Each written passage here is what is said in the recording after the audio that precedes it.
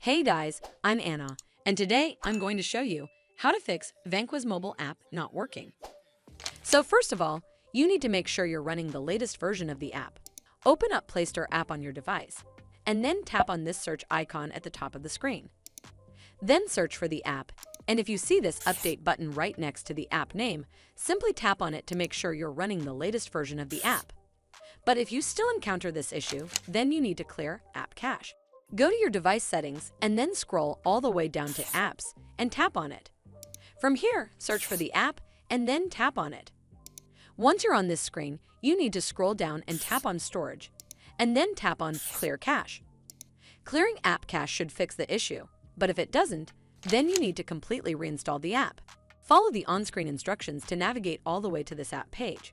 Once you're on this screen, you need to tap Uninstall at the bottom, and then tap OK to confirm. Once it's uninstalled, simply head back to the Play Store app, and then search for the app in the search bar at the top. Over here, click on this button right next to the app name to install it back on your device.